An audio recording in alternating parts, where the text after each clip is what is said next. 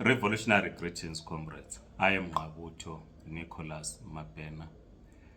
Tomorrow, the 21st of May 2025, President Cyril Ramaphosa is to meet President Donald Trump in Washington, D.C. Last week on Power FM, a radio interview, we spoke about this. One of the things that was raised in the interview, where I was a participant in the discussion, was that all of us were looking forward to the meeting in Washington, D.C., following the tariffs that were imposed, not only South Africa, but on a number of countries, following the relocation of Afrikaners, some Afrikaners, but between 49 and 64, I can't remember the exact number, that were accepted by the United States government as refugees, where the United States claims that there's a genocide against the Afrikaner community in South Africa.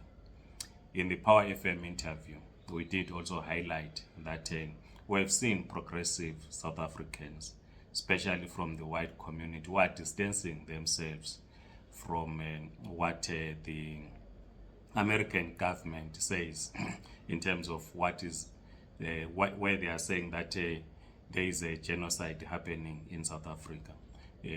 We know that President Trump and his government, they are very much aware that there is no genocide that is happening in South Africa. The only genocide that we know that is taking place is in Gaza, where the friends of the United States, Israel, are committing a serious genocide. And we said that the intimidation by the United States, intimidating South Africa, is because South Africa took a bold step by taking Israel to the International Court of Justice.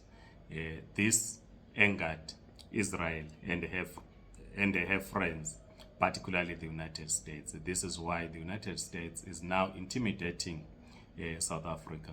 This reminds us of what happened in 1998 when Zimbabwe sent its military to the Democratic Republic of Congo.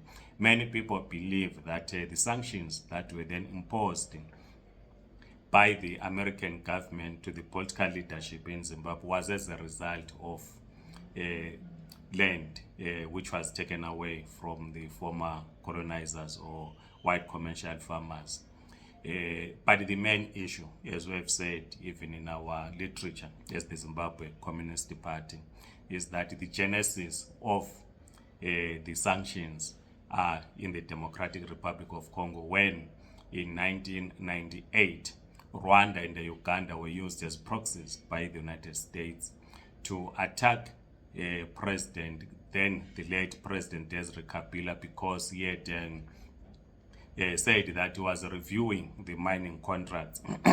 This angered the Americans, and they used their proxies to attack the Democratic Republic of Congo.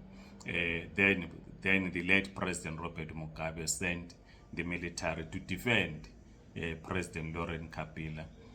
That's the genesis of the sanctions. So the issue really between South Africa and the United States is not necessarily a genocide, because we all know there's no genocide in South Africa. There isn't a genocide at all. We all know, of course, that crime, of course, is high in South Africa. But crime targets everyone. I've been a victim of crime myself. I've been pointed at gunpoint, I think 3 times, my cell phone being taken away. So crime has no color in South Africa. Crime has no nationality. I'm born in Zimbabwe. I've been a victim of crime. So you can't then say, because the crime is high, then you select a particular group and say this group is targeted because of their origins or because of their skin color. That's not it. Crime is crime. So they know, the United States knows that there's no genocide in South Africa. When you read the document, which talks about the expropriation of land, is very clear. It's very clear. It is not what has been interpreted by the United States, because they are saying South Africa is now repossessing land, taking land without compensation and so forth. There's so much disinformation. So we look forward, therefore, to the meeting in Washington, D.C. tomorrow, the 21st of May, 2025, where these issues will be discussed. We know President Donald Trump, as we have seen him before, that is a man that plays to the gallery. Will this discussion happen behind closed doors, where these differences are going to be discussed, if possible resolved behind closed doors, then they address the media once they've even agreed in the format of addressing on what to raise with the media and not to raise with the media. But because President Trump plays to the gallery, as we saw when he was with President Zelensky, that he might want to bring this discussion in the open. So many comrades are saying tomorrow they'll be glued to their screens to see whether indeed the discussion is going to happen in the open, as was the case with President Zelensky, and others are then saying if that was the case, they feel that President Cyril Ramaphosa, as we know him as a diplomat, a lawyer by training, a man that wants to put his points across, might not possibly cope with the manner in which the Americans will try to embarrass him. But we wish His Excellency President Cyril Ramaphosa all the best. Like we have said, that we know that the issue is about South Africa taking Israel to the International Court of Justice. It has got nothing to do with the so-called genocide, because it is not there. So we hope that it's going to have a fruitful meeting.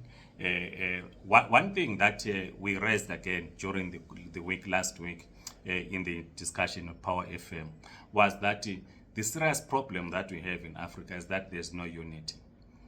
We are not united as Africans. That's a serious problem. We saw when the United States wanted to intimidate China. China also took them on in terms of the tariffs, until Donald Trump had to announce that for 90 days they are going to freeze all these tariffs to have proper discussions with China. So the United States is a bully. It's a bully. They want to bully all of us. So we give solidarity to President Cyril Ramaphosa and wish him a good meeting in Washington. Please write in the comment section, like this video, subscribe to this YouTube channel. If you are on TikTok, please do follow us. Otherwise, Amandla Comrades, Red Salute.